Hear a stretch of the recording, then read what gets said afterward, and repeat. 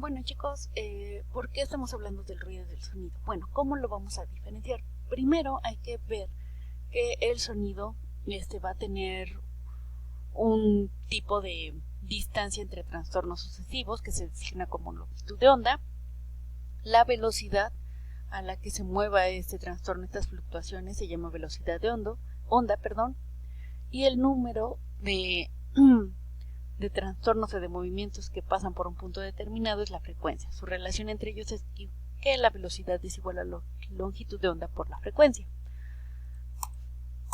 Esto es necesario verlo para que nos hagamos una idea posteriormente de lo que estamos hablando. La onda del sonido consiste en una sucesión de compresiones y de dilataciones, y este tipo de onda se designa como onda elástica, por lo cual la longitud de onda se calcula como longitud de onda es igual a velocidad sobre frecuencia. La velocidad del sonido en condiciones normales del aire sobre la Tierra es de 33 metros sobre segundo. Cualquier objeto que se desplaza a menor velocidad que el sonido se designa como subsónico, y que el que viaja a una velocidad mayor es supersónico, ¿ok? Bueno, estamos hablando que va a haber longitud de onda, y demás, ¿no? Bueno, pues el sonido se grafica o se visualiza de esta manera, como si fueran ondas que suben y bajan sobre un punto determinado. A este punto medio se le llama punto de equilibrio. Obviamente la distancia entre una variación y otra se le llama, bueno, sería su distancia, pero la distancia entre ya sea cresta y cresta o valle y valle, porque se le llama las partes bajo la media valle y sobre la media cresta, entonces la distancia entre cada uno de ellos, ya sea valle y valle o cresta y cresta, se le llama longitud de onda. Se expresa con la letra griega lambda, y la altura que hay entre la línea media y la cresta se le llama amplitud de onda, ¿ok? Estos son como para que nos demos una idea de cómo se vería o cómo se grafica el sonido. La media se llama punto de equilibrio, ¿ok? Pero bueno, esta es la forma en la que nosotros podemos verlo. Pero ¿por qué es necesario identificarlo? Bueno, porque sabemos que el ruido y el sonido van a diferenciarse en base a las frecuencias o a cuántos bueno, a la escala en la que esté, por así decirlo. Bueno, el ruido como tal sería todo sonido peligroso, molesto, inútil o desagradable. En esto, pues obviamente es lo que el oído va a percibir o a detectar, pero que obviamente va a ser algo desagradable, ¿no? O molesto para el oyente. Pero obviamente pues hay cosas que para ciertas personas es desagradable y para otras no del todo, ¿no? Por eso se dice que es algo muy subjetivo, o esta definición es muy subjetiva, porque no todos encuentran desagradable lo mismo. Por eso es que buscaron una forma como para estandarizar esta situación, y se recurrió a la física para hacer esta situación, para esta caracterización. Desde el punto de vista físico, el ruido consiste en variaciones de la presión atmosférica que se transmiten con una determinada frecuencia y una determinada amplitud a través de un medio. Así es que él ya lo está buscando, ya lo está dando una explicación, digamos, más estandarizada.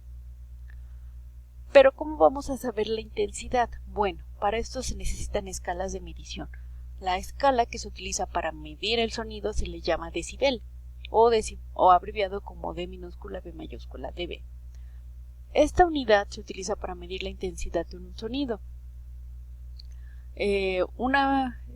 Bueno, en este caso los ingenieros necesitaban cuantificar los niveles de audio de los circuitos, por ejemplo, telefónicos, para medir la eficiencia de la transmisión de las instalaciones telefónicas. En el caso del decibel, se va a utilizar siempre para medir los sonidos, y sobrepasando o pasando cierta escala o cierto número de decibeles ya se le consideraría ruido. En esto, por ejemplo, en una escala logarítmica en la que el doble de la presión del sonido corresponde a un aumento del nivel de 6 decibeles, pero ¿cómo lo podemos visualizar, no? ¿Cómo podemos decir realmente cómo es esta escala, esta medición? Bueno, los decibeles es un valor, depende del contexto en el que se utilicen. Por ejemplo, la banda de rock tiene un promedio de 120 decibeles, un trueno fuerte 110 decibeles, el tráfico 90 decibeles, la radio a un volumen alto 80 decibeles, una conversación normal, o sea, el volumen, por así decirlo, el que estamos hablando generalmente o en promedio, son 60 decibeles, un susurro 30 decibeles y 0 decibeles el sonido más bajo que una persona percibe. O sea, es en base a la percepción, ¿no? Hay sonidos más bajos que no podemos percibir nosotros los seres humanos, pero esos ya no están considerando dentro de este rubro, ¿no? Pero si estamos hablando de la contaminación, entonces, ¿qué efectos genera el ruido, el incremento de este sonido? Primero, pues distracción, ¿no? Por ejemplo, si necesitamos poner atención a una clase, a una conversación, a un programa, etcétera, si hay ruidos o sonidos externos que tengan una mayor frecuencia o estén a decibeles más altos, pues obviamente nos van a distraer. ¿Por qué? Porque el sonido por sí solo nos va a llamar la atención, ¿no? Ya sea que lo percibamos de una forma más fuerte o que lo percibamos también de una forma desagradable para nosotros. También puede provocar pérdida del oído. El ruido generalmente se combina con sonidos indeseables, pero si la exposición a este ruido es muy prolongado, puede provocar pérdida del oído o de forma podría ser momentánea, que de repente como que se tapan los oídos, o si es por mucho tiempo que se prolongue esta exposición a este ruido fuerte, puede ser una pérdida permanente. Pero, o sea, ya dijimos un promedio de cuántos decibeles hay, ya vimos la diferencia entre sonido y ruido, pero ¿cuáles serían o a partir de cuántos decibeles se le considera ruido? Bueno, los ruidos aproximadamente se les genera o se les considera cuando son de 80 decibeles hacia arriba. Pero estos ruidos obviamente son muy altos y pueden producir, como decíamos, la pérdida permanente del oído. Y se calcula que la exposición de un ruido de 95 decibeles, aproximadamente como una cortadora eléctrica de césped, reducirá nuestra capacidad auditiva en aproximadamente 15 decibeles en 10 años. Esto considerando que es una exposición no tan constante a estos ruidos. Si fuera muy constante, obviamente las consecuencias serían distintas.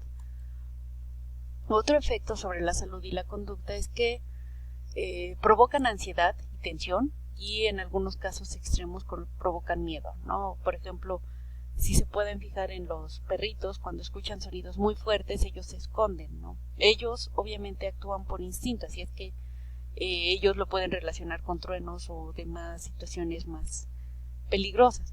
Nosotros solamente lo consideraríamos algo molesto, pero dependiendo del tipo de de ruido y el volumen, por así decirlo, ciertamente hay personas en las que también puede provocar miedo, ¿ok? Esto puede acompañar un cambio en las hormonas de la sangre, lo que a la vez produce cambios en el organismo, como que late más fuerte su corazón, ¿no? Se acelera el corazón y también puede generar espasmos digestivos y dilatación de la pupila de los ojos.